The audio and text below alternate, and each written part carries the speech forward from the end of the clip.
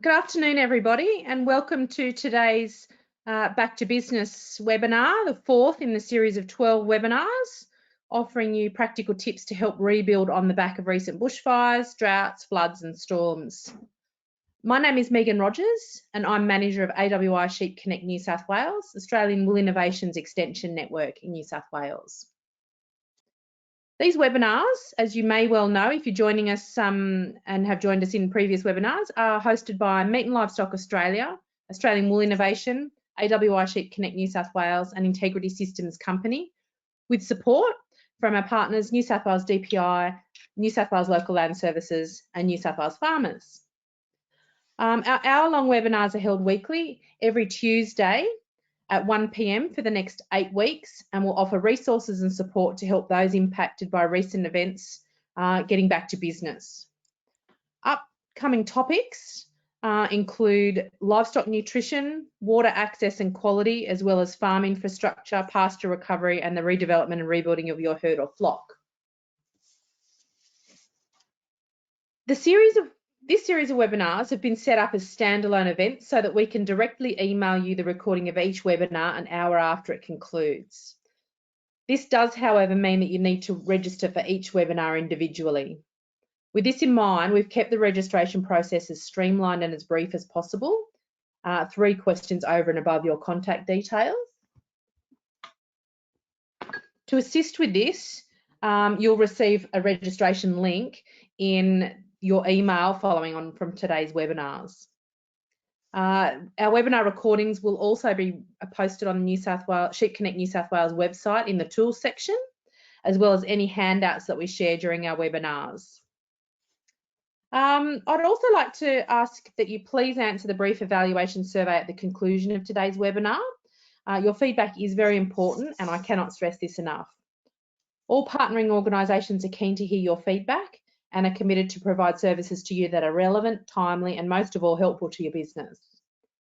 So I'd ask you to please take the time to answer the 6 short questions at the end of this webinar, and I'll thank you in advance for your help with this. Now I wanted to run through the housekeeping for today's webinar. Whoops. And just remind you that all attendees are in listen-only mode. And if you can't see this control panel that you can see on my screen now, click on the little red or orange coloured arrow to expand that menu. Okay. If we've got handouts today, which we don't, we'll usually have the handouts. If you click on the little triangle next to the word handouts, that will expand that and you can download those as you go. In terms of asking questions for today, again, if you click on the little triangle next to the word questions, that will expand that dialog box out, and then you can enter the question there for us to answer. I'll collate the questions today and we'll answer those at the conclusion of the presentation. I'd now like to introduce our polling question, which serves a couple of purposes for today. It's going to really give us an idea of whether you're online, and just so that we know that you're there and are able to communicate with us. So I'll just launch that poll now. Tells us a little bit about who you are and what your industry role is.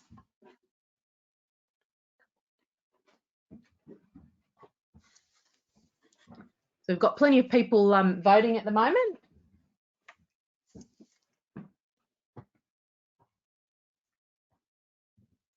Got 64. I'll close the polling shortly. 71.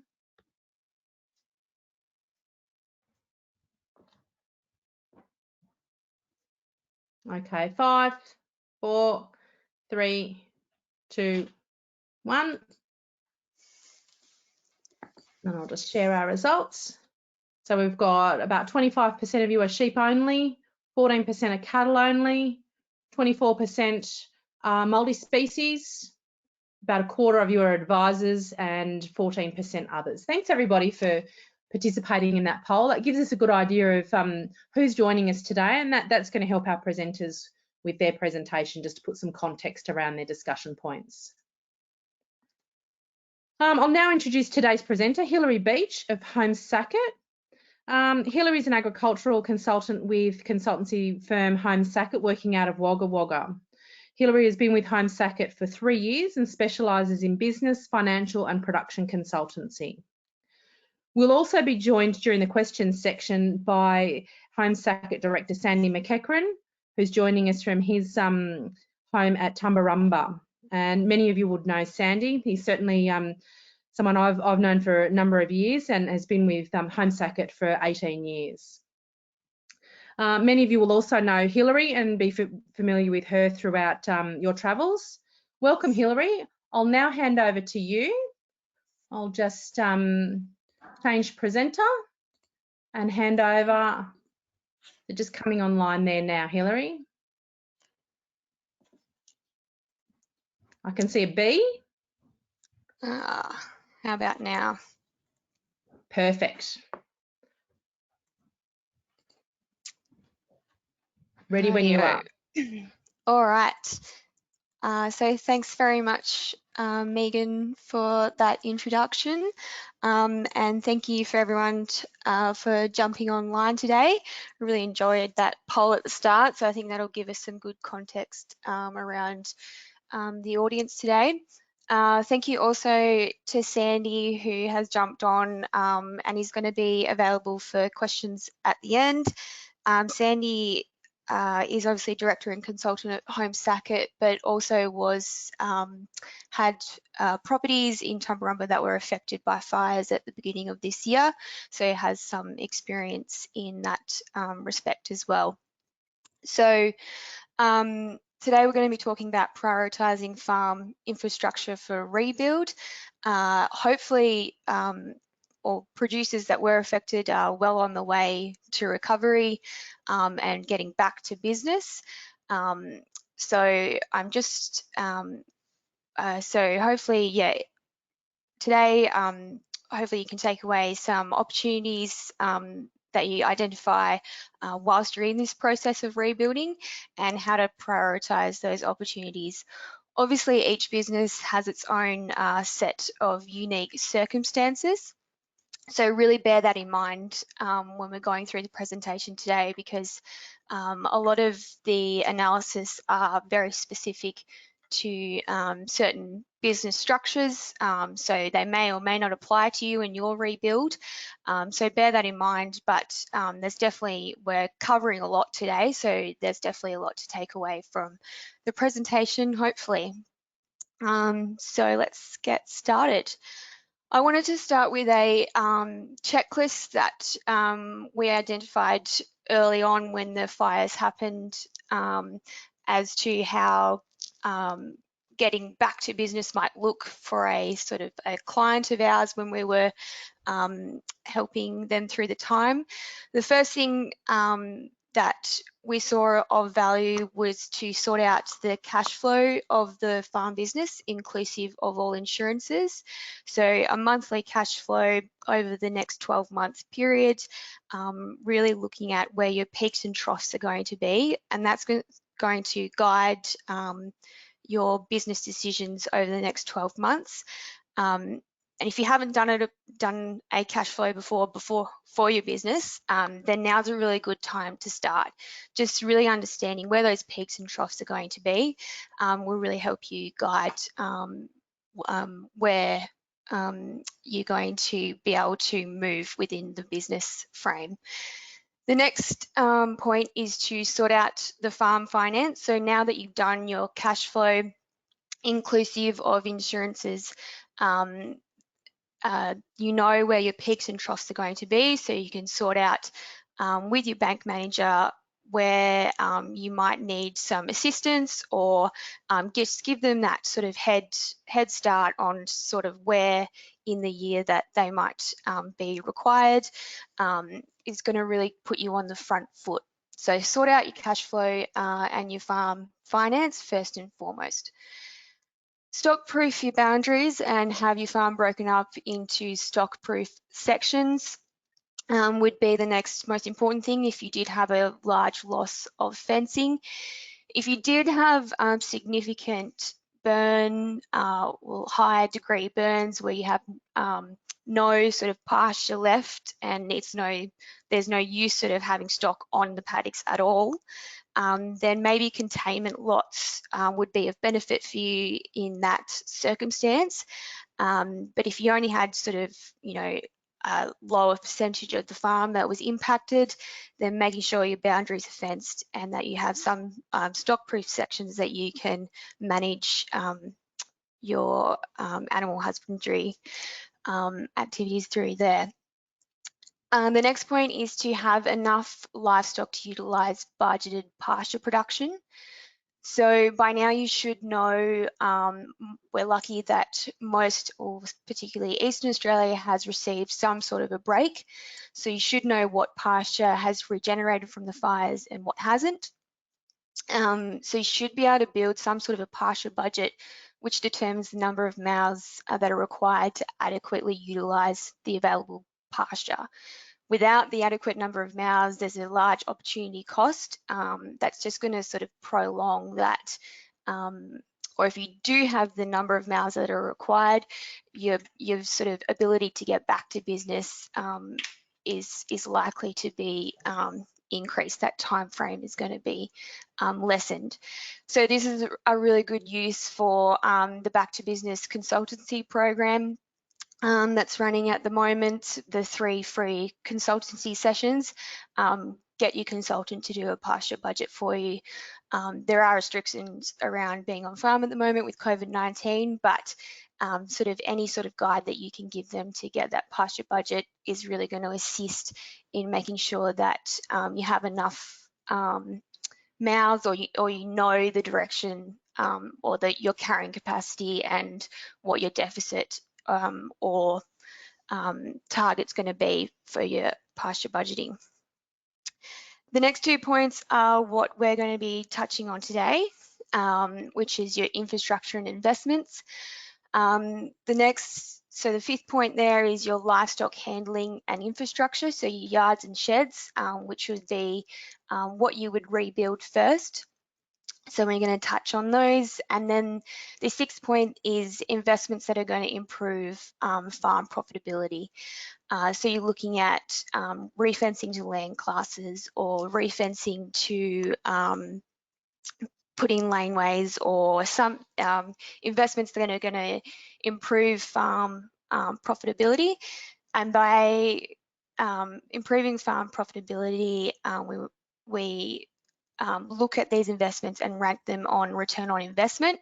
So when we're looking at different investments, we rank the highest ROI should be prioritised first, unless you have a really good reason why you might go the second or third one. But when we are looking at investments to improve farm profitability, we rank them on return on investment, and then we look at those return on investments and pick the ones that are going to yield that highest return. So that's a little bit of a checklist to start with, and we're obviously going to go through that these last 2 points here on this presentation. So rebuilding necessary infrastructure such as sheds and yards, necessary because they are, you need them to run a livestock enterprise. They are necessary unless you like wrestling steers, like old mate on the left there, because obviously you're not going to be drenching too many intro cattle without a crush. So necessary to running livestock enterprises. They are hard to analyse for a return on investment because they are just a capital cost of running the business. So in saying that, they need to be kept, the cost of rebuilding them needs to be kept as minimal as possible without introducing inefficiencies. And so adequate infrastructure to get the job done efficiently, no more and no less. So for example, a 5,000 DSC wool enterprise is not going to need the same size yards as a 30,000 DSC enterprise, nor is it going to need the same number of stands on a shearing shed. So really take that into consideration when you are rebuilding sheds and yards, in that keeping the cost to a minimum of rebuilding without introducing inefficiencies. There is an opportunity to identify where inefficiencies were in the previous system and address them. So maybe you've had a few foot rot flat moments as a result of the infrastructure that was in place previously. Now is an opportunity for you to address these. Identify these inefficiencies. They could be in the form of the yard design, holding pen size, your race width, length and position, or even as small as gate latches. So there's nothing worse than struggling with a gate latch and the dog's nicked off with the sheep down the bottom of the paddock. So you have the opportunity to look at where you had inefficiencies in the structures previously and to address them in your new designs.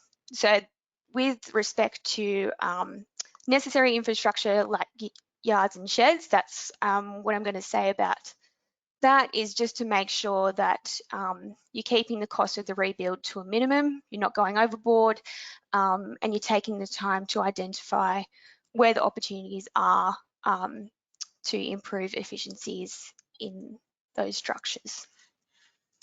I'm going to move on now to looking at investments to improve profitability and how you should prioritise them. There's two sort of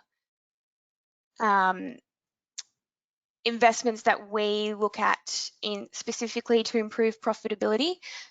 So we know that profitability is directly related to optimization, optimizing pasture utilization. So stocking rate or on your farm. So anywhere this can be improved will improve profitability in your business. Labour, so investments to improve pasture utilization, investments to improve labour efficiencies. So labour is one of the biggest costs in a farming business. So anywhere that efficiencies can be improved will likely improve profitability. So we'll look at those two points, so improving pasture utilization and improving labour efficiencies when you're looking at rebuilding or investments on farm. So referencing to improve pasture utilisation. So you can do this by fencing to grazing behaviour. So if the sheep are overgrazing the southwestern corner of a paddock that might be quite large and not touching the northern parts of the paddock, they are then promoting uneven pasture growth in the paddock, and you might be understocking it to sort of preserve that southwestern corner that they are overgrazing. So fencing to promote even grazing across the paddock will likely improve pasture utilization, and then also similarly, it's in the same boat, fencing to land classes too. So if you have a really poor land class and a really good land class in the same paddock, and you're overgrazing the poor land class, or you're undergrazing the highly productive land class, then you're missing out on, you're not utilising those two pasture types adequately. So fencing off larger paddocks can be beneficial where grazing is uneven. That's where we're going to move to. So pasture utilisation can be improved through fencing, topography aspect, pasture species, etc. can influence livestock grazing patterns. So in this lovely square paddock to the left here is 80 hectares, 20 hectares to that the corner over here is grows enough grass to feed 6.8 DSE per hectare. So this might be sort of the top of the hill. The 20 hectares to the right grows enough grass to feed 12 DSE per hectare. and the 40 hectares along the bottom, which might represent a gully, grows enough feed to stock 15.4 DSE per hectare. So the prorated average stocking rate of the three areas is 12.4 DSE per hectare. However, this stocking rate cannot be met because of the overgrazing of this 20 hectares here that can only accommodate 6.8 DSE per hectare. So it's likely that this 80 hectares is actually only stocked at 8 DSE per hectare, so 4.4 DSE understocked. If you split the fence up, so if you fenced into the 80 hectare paddock into now 3 paddocks, so split the fence down the middle and across the middle here, you now turn this 80 hectares, which once stocked 640 DSE, so it can now stock 992 DSE. So each section now stocks what its carrying capacity actually is. So you now have 60 hectares, which are, or these 20 hectares, which you can preserve, and this 60 hectares here, which now has an increased stocking rate for the purpose of that. So increasing the amount of DSE run from 8 to 12.4 DSE per hectare at a $30 DSE net profit is an additional $10,560 of profit per annum. If you then look at the cost of doing this, I used a cost of $8 per metre of fencing. 800 metres was required, so the cost was $6,400. Therefore, the return on investment, which is the cost divided by the additional, the marginal income, is 165%. So obviously, the lower the increase in the carrying capacity, the lower the return on investment. And the other point I would like to make on this is make sure you actually increase the stocking rate in these areas that you have fenced off for that reason. Fencing off for better pasture utilization and not utilizing it doesn't count, and therefore it just becomes a cost. So make sure that when you implement this, that you're actually following through and stocking those new paddocks correctly.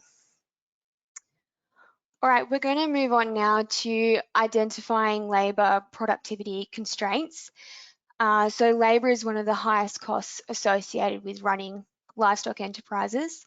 The tasks which require the most days of labour per year potentially offer significant labour savings. So these are typically shearing and crutching, mustering and droving, R&M, fencing and water, and supplementary feeding, and anything else that you might be able to identify. Just some industry benchmarks on the screen now. These can be a useful guide to identify potential improvements. These are inclusive of all the people involved in the operation. So when you're looking at crutching, there will be people holding the handpiece, but there will also be people penning up and handling the crutchings. So just looking at crutching, sheep crutched per person per hour is an industry benchmark is 55 sheep per person per hour. Finding other benchmarks can be achieved in discussion with other producers and consultants.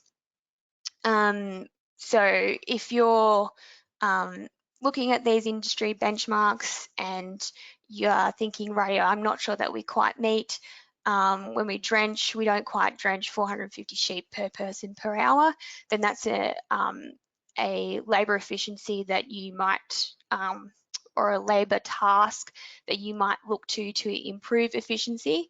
But if you're drenching 550 sheep per person per hour, then that's something that, all right, you probably don't need to have a look at, and there's something else on the list that you can focus your attention on.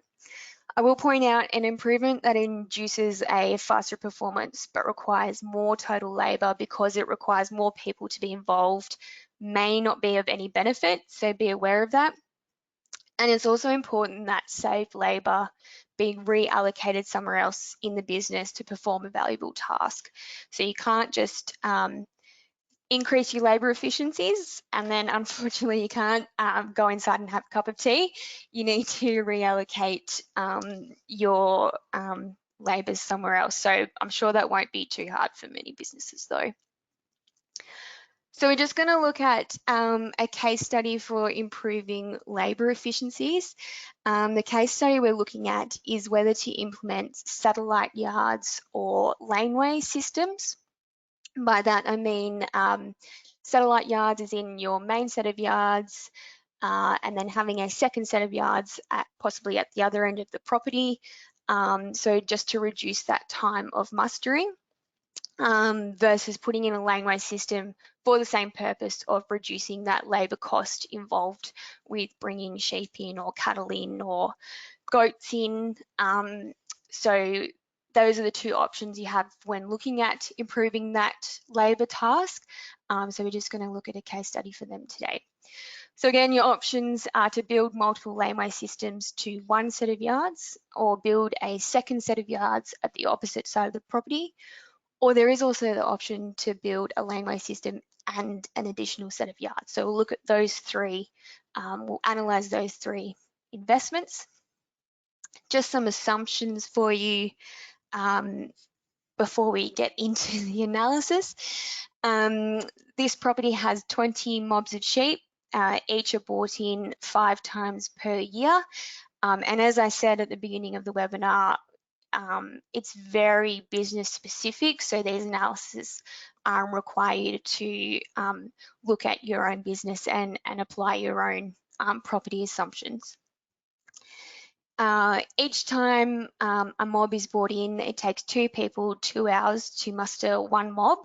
Labour is costed at $45 an hour. The fencing for the laneways costs $8,000 per kilometre. 8 kilometres of laneways are required, so there's 4 kilometres of new fencing. So fire damaged fencing needs to be replaced regardless of implementing the new laneway system. Therefore, that cost is not recognised in this analysis. So just that's why we use the cost of 4 kilometres of new fencing. Therefore, the cost of the laneway is $32,000. The smallest secondary set of yards, so the satellite yards that we'll be using today, will also cost $32,000, just to keep those, you know, that capex on par there. So when we're looking at implementing a laneway system, by doing so, the laneway system saves $9,100 per year in labour costs. So under this existing table on the left, looking at the scenario we just had on the screen, the time mustering is 2 hours times a labour cost of $45 an hour, which is $90 for the task. We require 2 labour units to carry out this task, so that is 2 times the $90, which is $180 of total labour costs for the task. The number of mobs times the walks per annum is 20 mobs bought in 5 times is 100 uses of that laneway system or the yards. We then need to also take into account R&M, the cost of running the vehicle, which needs to be used to bring in the livestock enterprise, and the depreciation on that equipment as well. So the additional cost there is $3,258. Therefore, the total cost of that task is $21,258. Sorry, $21,258.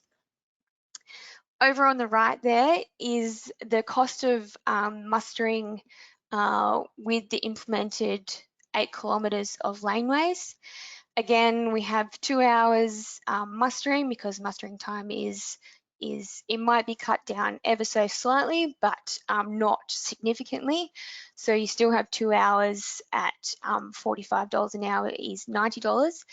However, you only require one labour unit to carry out this task now, because we don't need someone, say, running out in front and opening gates into different paddocks, or holding back another mob at the other end of the paddock to slip this new mob by. So we're looking at one labour unit now, which is costed at $90. So $90 is the total cost of the labour unit in that task.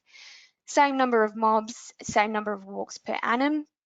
The R&M in this instant has actually decreased because of the decreased vehicle usage in that scenario, even though depreciation would likely have increased because of the new, because of your increased capex there.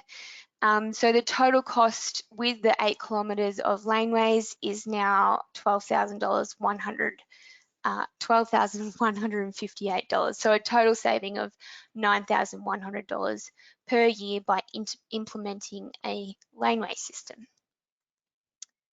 We then look at implementing satellite yards. So we're assessing the same task, but utilising different structures, therefore different R&M and vehicle and depreciation apply. So time mustering is 2 hours under the existing, plus the 2 labour units, 20 mobs brought in five times a year. With the the existing set of yards that we are using, R&M and the vehicle cost of bringing them in and depreciation is $2,730. Therefore, the total cost of that task when analysing the satellite yard scenario is $20,730. When we implement this, the second set of satellite yards, same scenario again. This time the time mustering is cut down to 1 hour instead of 2, because we're only moving the sheep from half the distance, I guess. So we're halving the time it takes. We still need the 2 labour units, so it's still that 2 times the $45 per hour, which gives a total labour cost of $90 for that task. Same number of mobs, vehicle and R&M and vehicle and depreciation is a total of $3,479. So the total cost of that task is $12,479. So the saving is therefore $8,250 per year by implementing a second set of yards on this farm. So when you rank this, and this is what I am talking about when we're looking at ranking using the return on investment. When you're looking at the laneway and the satellite yards, the return on investment for them is similar, but when you look at both implementing both laneways and satellite yards, that return on investment slips down and it's much lower. So you're looking at either implementing a laneway system or satellite yards, but not both. So where we got that return on investment from is just looking at the annual savings of the task by implementing the laneway system here, divided by the cost of the infrastructure gives you the return on investment. Again, with the satellite yards, the annual savings divided by the cost of infrastructure. When you're looking at both, the annual savings, yes, will be higher, but so will the cost of the infrastructure, making that return on investment lower under this scenario. Again, I'll say this is very farm specific. So it's really important to get these analysis right with your own assumptions. So I will just mention there is a really high benefit of seeking professional help when doing these analysis. They allow you to perform the analysis faster, consider hidden costs and benefits that are easily missed, understand the key factors underpinning a successful investment, draw on their knowledge, draw on the consultant or whoever you use, draw on their knowledge of similar investments in other businesses. Being confident about when and when to and when not to invest is really critical, because a hasty and poorly researched investment can be costly, just as costly as they can be lucrative. So engaging a professional just may steer you in that right direction, and then the cost of them may be easily justified. Also, I will mention it's a really good use for your back to business consultant. So those 3 free consulting sessions that you do have access through as a red meat producer and wool producer through the back to business program.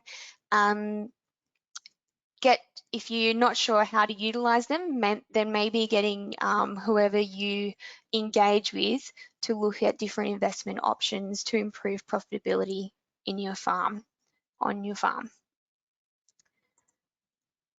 So I was asked to talk about considerations when rebuilding watering systems as well. Refencing paddock areas or putting in laneway systems may mean reconnecting watering sources. Before you do that, it's really important to be organised. So map your interconnecting paddocks before changing your watering systems.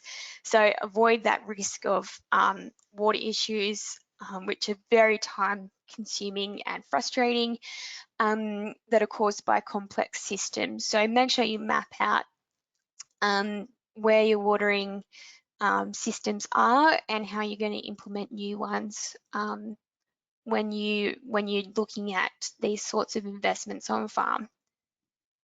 Just these stock water requirements, which are on your Making More from Beef and Sheep websites. These are the types of water requirements, consumption per head per day in litres, that you'll need to be looking at when you're looking at what types of watering systems you're going to put in place. So, for example, a lactating cow requires 40 to 100 litres per head per day, and that's really dependent on, it's really dependent on weather. So livestock water requirements can increase something like 60 to 80% on a really hot day. So making sure that these requirements are going to be met is extremely, extremely important. You also need to budget for spillage, evaporation, cleaning troughs, and some seepage in dams. Another point is central watering points can really help limit stock movements and help promote even grazing if that's practical for your watering system to implement. If you can do that, then it's going to be beneficial, but if it's not practical, then don't introduce inefficiencies or extra costs to put them in that spot. Stock water requirements and flow rates. So it's really important that when stock go to have a drink, that there's actually water there. And that will be influenced by the flow rates that you have implemented in your watering systems. These suggested flow rates are litres per second. Obviously, the greater the mob size, this is in DCs on the left here, the higher the flow rate needs to be to make sure that water requirement is being met.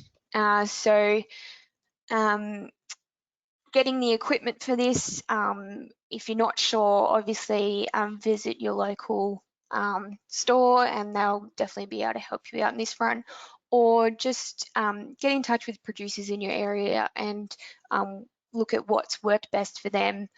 And again, another really good, if you're unsure about your watering system, get a consultant through the Back to Business program involved to help you really nut that out and make sure that to limit the risk of that system.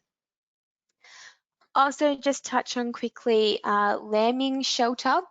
So lambing shelter is going to be a tricky one this year for those who might have had trees and shrubs that normally act as shelter wiped out through the bushfires. So we know that exposure is a key constraint to lamb survival, along with starvation and mismothering. Providing shelter can increase lambing rates on average of 8.5% in single-bearing flocks and 21.5% in twin-bearing flocks. So the lamb survival is quite significant in a twin-bearing flock. This lynching bird, there's been a large amount of trial work go into this. This lynching bird publication sort of summed up all the trials done sort of in that 1970s era, which would still carry through to today's publications if you had a look at them as well. So the twin bearing flocks are really aware that in implementing lambing shelter is going to be of the most value. Just some really basic considerations. Choosing a paddock with the most sheltered aspect. Shelter does not need to be in the form of trees. It can be shrubs, tussocks, standing dry feed can all contribute if you have that available. Consider your paddock layout and sheep behaviour. So some paddocks force sheep into exposed areas by the way they're fenced or watered. So just watching that sheep behaviour as a guide to any paddocks where this may happen. And lambing records that may indicate paddocks that demonstrate better lamb survival than others. The new MLA Lifting Lamb Survival workshop or course really delves into this and gives you a really clear plan on how to deal with lambing records. And there's also good tips on the Making More from Sheep website. If you are lambing in a period where you're concerned about lamb survival due to wind chill or exposure, and you don't have any trees or shrubs left, then hanging hessian over existing fence lines can provide good or adequate protection. So in this photo here, there is a number of fence lines with the hessian strung over them. I would just recommend putting them over your boundary fence lines. So rule of thumb is that 1 metre of shelter gives 10 metres of protection. Obviously, the further that you move out away from that fence line, the less the protection becomes, but it's still some sort of protection available if you don't have anything else. So at a cost of 75 cents per metre of hessian over 1 kilometre, if you get an increase of lamb survival of 10%, and if you do achieve that lamb survival of 10%, you're looking at an internal rate of return or a return on investment of 49%. So significant if you are lambing at a time where you do require shelter due to lamb survival, then this could be a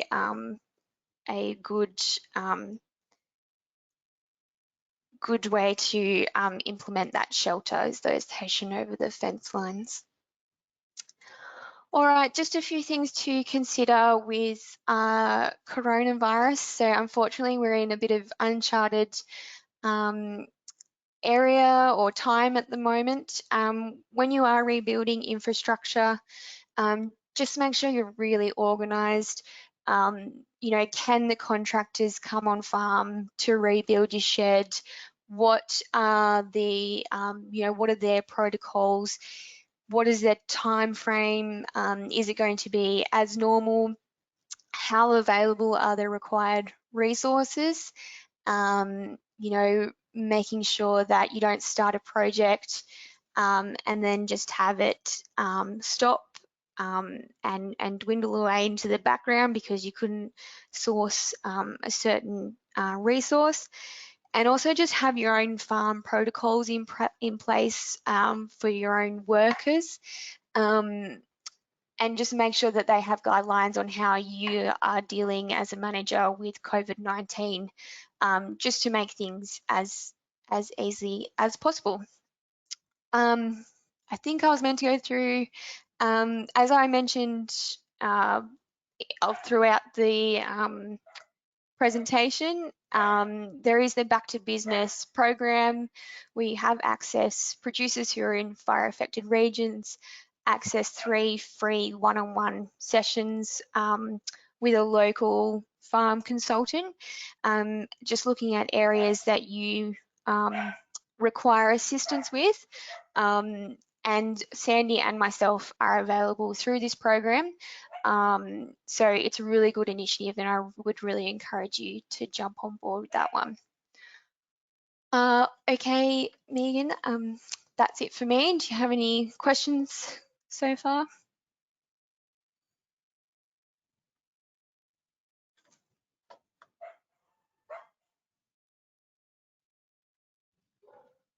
Hilary, I just missed that last little bit of your presentation. Is that I probably missed the most important part? Was that you just concluding? Yeah, that was just sorry, that was just the about the sorry, I think, can you hear the dogs? Yeah. Sam. Yeah, no, it was just about the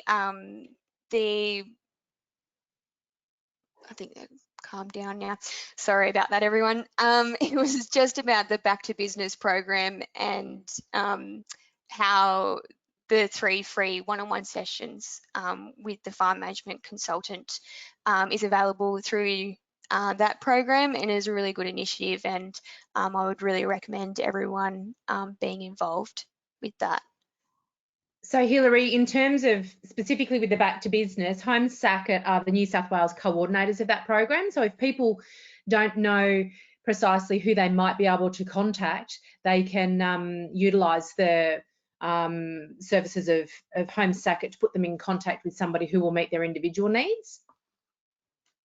Yes, that's right. You'll if you ring the Home Sacket office, which is on our website, you'll get lovely Marie, and she will you'll go through the system, and if you have a consultant that is already what would be the word? A part of the program? Yeah, a farm management consultant accredited with the program, then you can engage with them, and if not, we will find someone who is suitable to you, your business and local to your area, to put you in touch with and start the process there. Excellent. Hilary, I might just I'll go back to sharing my screen there, and thank you for your presentation. I've just clicked through one extra slide. I just wanted to open up now for questions, and we've got some questions already coming in. The first one is from Hugh, and Hugh wants to know how he would go about understanding how big his sheep yards need to be, and what aspects does he need to consider in that regard. Yep, I think I might throw this one straight to Sandy if I can. He has definitely had more experience in sheep yard sizes. So Sandy, can you touch on this one? Yeah, Hilary, I can't quote the numbers off the top of my head in terms of space, but if you go to most yard manufacturers' websites, they will give you the scale, like they'll quote a set of yards and show you the scale of it, and then quote, you know, what holding capacity those yards have, and holding capacity being different to working capacity. So you don't want to just be able to jam the whole yard full of sheep and not be able to have anywhere to move with them. So they'll give you a working capacity for those sets of yards. So that's where I'd go. One of the things you can consider with yards, if you're trying to contain costs, is using that really good manufacturing expertise on the core of your yards. So the working area being races and that forces and that sort of thing. And then you might go to a cheaper alternative in yard space where really you're holding yards, holding sheep in areas where you're not actually working them. So that's a way of containing the cost if you need to. Wise words there, Sandy. Thank you for that one. I've got a question with regards to the labour efficiencies and the return on investment with regards to the satellite yards v laneway. So did that calculation that you showed us there, did that include the fact that if for example you're doing something in the yards like drenching or some other animal husbandry that involved the people, did that include the fact that it might take you less time if you've got those two people that were involved in that muster? No, that analysis was just purely looking at the cost of the mustering task. So analysing the actual animal husbandry activity would then be another analysis on top of that. But good point, but no, not in that analysis.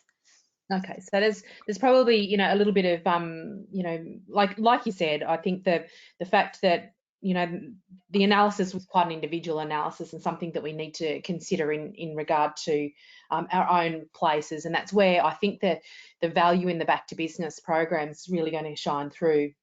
Another question with regards to water infrastructure and flow rates, again, is looking at that efficiency and where we might be able to utilise extra storage and that kind of thing, just to sort of buffer against some of those you know, mob size type things. If people haven't got the flow rates quite as optimal as you've suggested there, can they you know, put extra tanks or, you know, increase the size of the troughs to help with that? Sandy, could you answer that one? I'm not quite sure.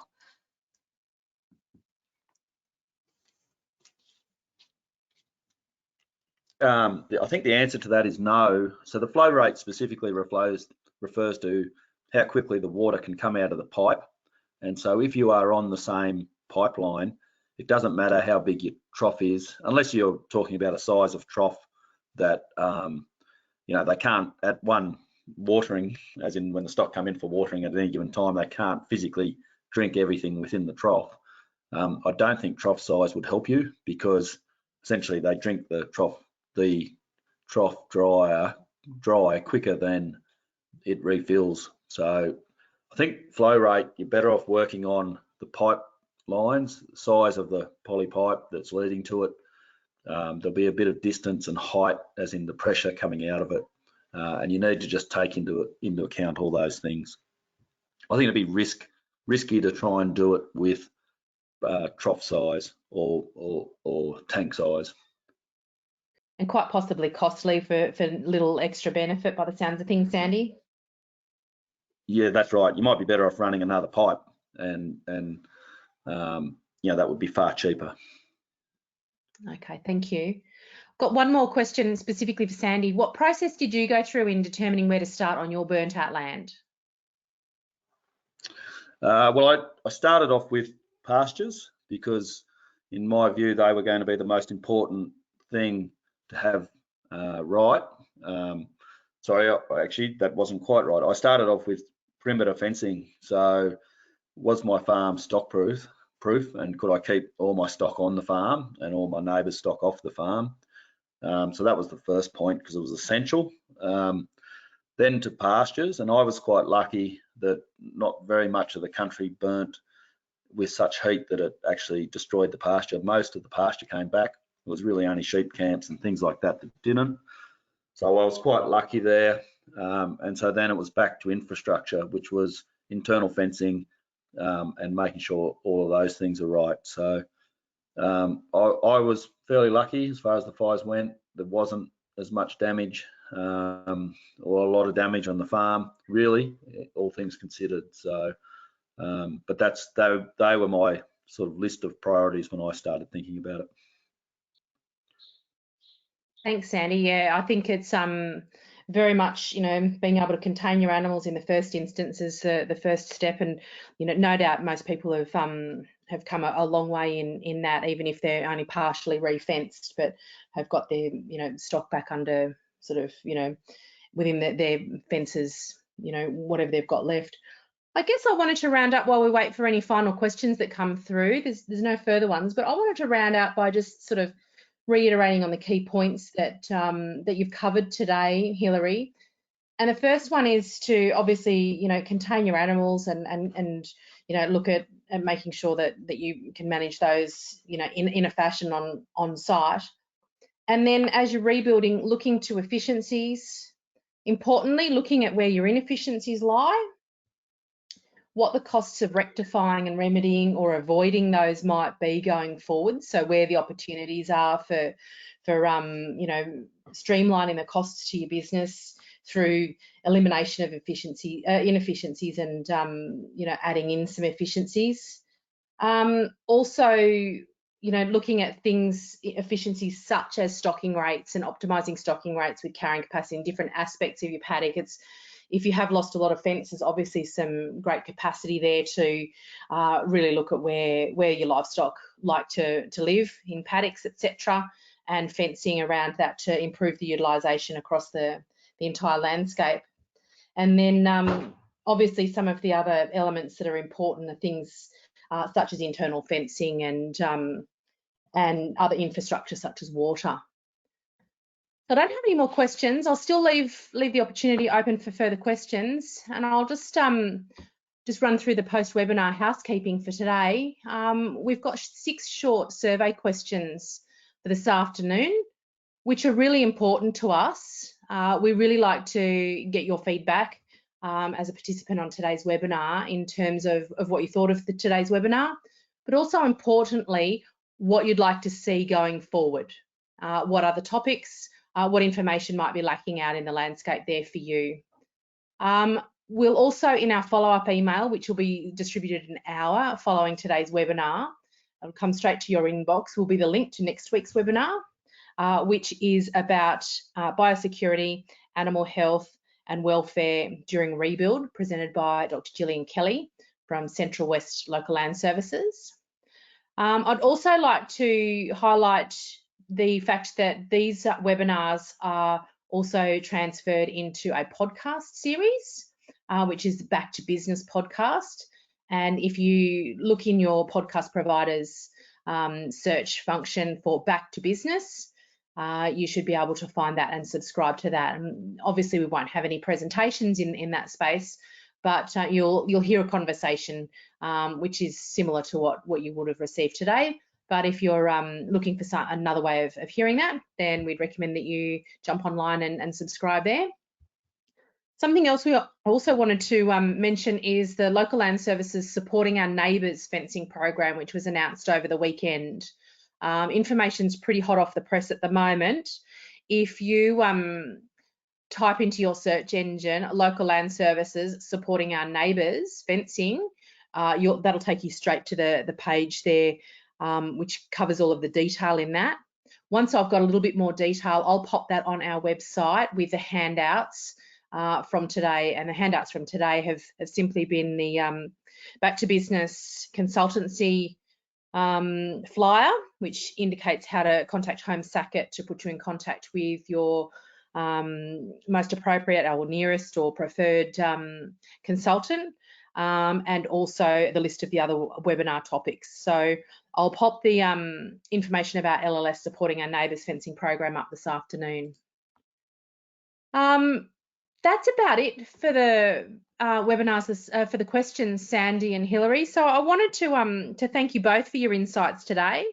They've certainly been very valuable and no doubt helpful to those who've joined us today, And you know, no doubt there's a huge amount of support and information and funding available for people as they you know, take part in their own recovery from whichever disaster they've faced and endured. So thanks again for your contribution today, Hilary and Sandy. Thanks everybody who's joined us today. It's great to have some continuing support for the Back to Business webinars, and we've had quite a good crowd join us today.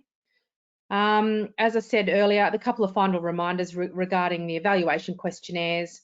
Register for next week, and again, thanks to everybody who's joined us for your time today. We know that you are very busy people, and certainly appreciate the time that you've taken out of your busy schedule to join us today.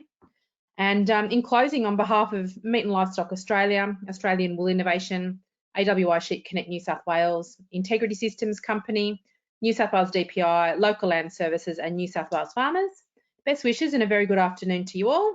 And we look forward to catching up with you next week when we discuss the biosecurity, animal welfare and animal health. Bye for now.